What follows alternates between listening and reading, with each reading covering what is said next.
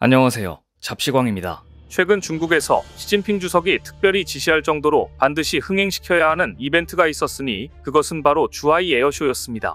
경년으로 개최되는 주하이 에어쇼는 중국 최대 에어쇼로 군사 전문가들은 이를 통해 중국군의 발전상을 가늠해보고 해외 기업들은 중국 업체들과 구매 계약까지 타진하기도 합니다. 따라서 전 세계 정상급 인물들이 참여하고 있으며 중국 입장에서도 귀한 손님들이 모여드는 굉장히 중요한 행사입니다. AFP 통신 등 외신과 중국 매체들에 따르면 중국은 이번 에어쇼를 통해 다양한 신무기들을 처음 일반에 선보였는데 이번에 가장 주목받은 것은 중국의 두 번째 5세대 스텔스 전투기 젠35A였습니다. 중형 스텔스 다목적 전투기 젠35A는 2017년 실전 배치된 5세대 스텔스 전투기 젠20A여 개발됐으며 젠20보다 작고 가벼워 스텔스 능력에 초점이 맞춰진 것으로 보입니다. 젠35A는 곧 실전 배치될 것으로 보이는데요.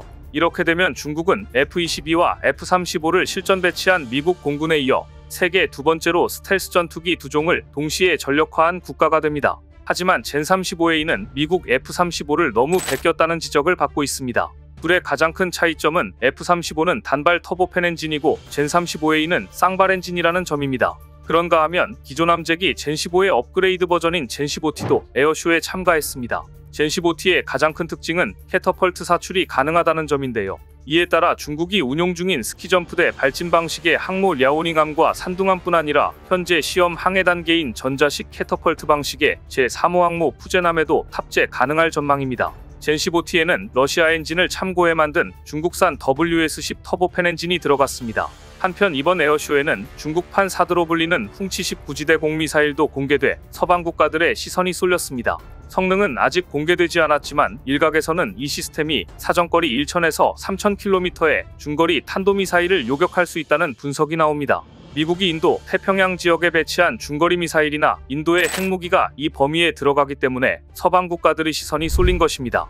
특히 올해 주하이 에어쇼에는 처음으로 드론 전용 존이 설치됐는데요. 이 가운데 군사용 SSUAV는 정보 수집과 타격을 위한 소형 드론을 신속하게 방출할 수 있는 대형 드론 모선도 눈길을 끌었습니다. 또한 중국은 이번 에어쇼에서 자국의 달 탐사선 창어 6호가 달 뒷면에서 채취한 샘플과 자체 개발한 재사용 가능 우주왕 복선도 전시해 우주기술을 뽐냈습니다. 그런가 하면 하늘을 나는 자동차도 공개했는데요. 중국 전기차 제조업체 샤오펑은 이번 에어쇼에서 육상 항공모함으로 불리는 분리형 플라잉카를 최초 공개했습니다.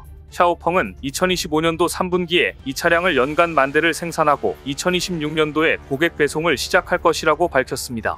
그런데 이번 주하이 에어쇼에서 수출 소식을 전한 국가는 다름 아닌 러시아였습니다. 우크라이나와 전쟁 중인 러시아가 자국의 5세대 전투기 수-5257 수출용 버전을 주하이까지 싣고와 공개하면서 러시아가 전투기 수출에 얼마나 목마른지를 보여줬습니다. 중국 관영형 자지 글로벌 타임스는 러시아가 중국 에어쇼에서 5세대 최신의 스텔스 전투기 수-5257 첫 수출 계약을 체결했다고 보도한 겁니다.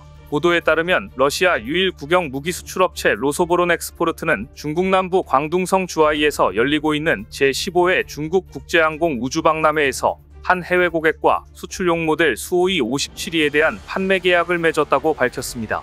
하지만 의심스러운 것은 로소보론엑스포르트가 체결 대상이 어느 국가인지는 공개하지 않았다는 점입니다. 로소보론엑스포르트 관계자는 수-5257가 최고 성능을 갖추고 있으며 초음속 순항 모드 등 5세대 기준을 완벽하게 충족한다고 말했는데 이렇게 자신 있으면 어느 나라와 계약을 맺었는지 밝힐 법도 한데 뭔가 의아하긴 합니다. 러시아는 이번 주하이 에어쇼에 시범 비행용과 전시용 총 2대를 보냈습니다. 심지어 중국을 방문한 세르게이 쇼이구 러시아 국가안보회의 서기는 지난 14일 수-5257가 참가한 주하이 에어쇼를 참관하기도 했습니다. 쇼이구 서기의 에어쇼 참관에 대해 AP는 러시아의 우크라이나 침공이 계속되는 가운데 중러 간 단결을 보여주기 위한 것이라고 풀이했는데요. 쇼이구 서기는 지난 12일 베이징에서 왕이 중국 공산당 중앙 외사판 공실 주임을 만난 자리에서 미국과 동맹국들의 러시아와 중국을 겨냥한 이중 봉쇄 정책에 대응하는 것이 양국의 가장 시급한 과제라고 강조했습니다.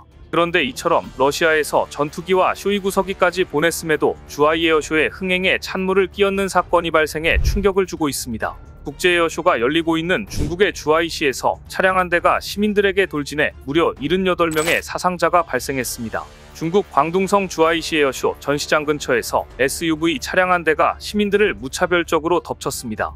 중국 당국은 현재까지 35명이 숨지고 43명이 다쳤다고 밝혔습니다. 이는 과거 수십 년을 통틀어 중국에서 가장 많은 사상자를 낸 일반인 대상의 무차별 폭력 행위로 기록되고 있습니다. 현지 공안은 운전자가 62세 남성으로 이혼 뒤 재산 분할 결과에 불만을 품고 홧김에 사고를 냈다고 밝혔는데요.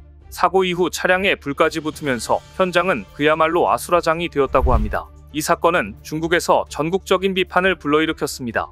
사고가 발생한 체육공원은 달리기 트랙이 유명하고 지역 주민에게 인기 있는 운동장소였습니다. 목격자 첸 씨는 함께 걷던 다른 사람들과 트랙을 한 바퀴 돌았을 때 자동차가 빠른 속도로 돌진해 많은 사람을 쓰러뜨렸다고 말했는데요. 그런데 중국 당국은 SNS에 올라온 영상을 삭제하고 추모 공간을 치우면서 사건 통제에 급급한 모습을 보였습니다.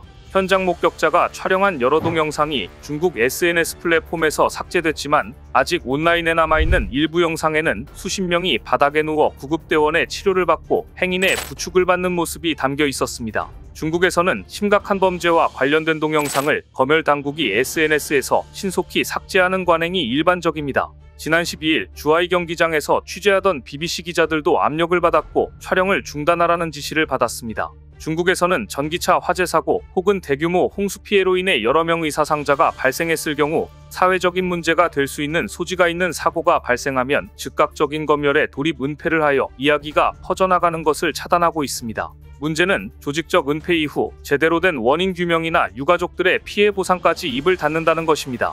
이번 사건은 10년 만에 최악의 참사란 평가가 나오고 있지만 당국은 사고 소식을 통제하는 데 급급한 모습입니다. 사고 직후 웨이보 인기 검색어였던 주하이 스포츠센터는 내려갔고 주하이 에어쇼가 원래대로 최상단에 복귀했습니다. 사고가 난 주하이시에서는 중국이 260종의 첨단 무기와 장비 등을 대거 선보이는 등 심혈을 기울여 준비한 국제 에어쇼가 개최되고 있는데 이 에어쇼의 흥행에 행여나 누가 될까봐 정보를 통제하고 있는 것으로 보입니다. 중국은 중앙TV를 통해 이번 에어쇼에 47개 국가 및 지역에서 총 1,022개 업체가 참가했는데 이는 앞선 행사에 비해 38%나 증가한 것이라면서 한창 홍보를 하고 있었는데 이런 사건이 발생했으니 숨기고 싶은 마음은 이해하지만 그래도 사상자와 그 유족들의 마음을 헤아리는 노력은 부족했습니다. AP통신은 중국 당국이 이번에 발생한 사고의 영상과 게시물, 기사 등을 엄격히 검열하고 있으며 현지 사이트에서 관련 검색이 막혔다고 보도했습니다. 홍콩명보는 일부 네티즌의 주장을 인용해 당국이 당원들에게 온라인 채팅방에서 긍정적 가이드를 제시해 공황을 일으키지 않도록 하라고 지시했다고 전했습니다. 사실상 언론 통제를 한 것입니다. 실제로 시민들은 사고 현장에 꽃을 갖다 놓으며 애도했지만 당국은 이런 추모 흔적을 치우고 있습니다. 소셜미디어에서도 사건 관련 영상과 게시물은 빠르게 삭제됐습니다. 시진핑 국가주석은 사건 발생 만 하루 뒤에야 신속한 대처와 엄중한 처벌을 촉구했는데요. 대형 참사가 발생했지만 주하이 에어쇼의 흥행을 위해 관련된 모든 사건 관련 영상과 사진이 통제되고 검열을 받다니 중국의 이런 식의 언론 통제에 염증을 느낀 지식인들이 중국 떠나려 하는 것이 이해가 됩니다. 오늘 준비한 소식은 여기까지입니다. 댓글을 통한 여러분들의 많은 의견 기다리겠습니다. 시청해주셔서 감사합니다.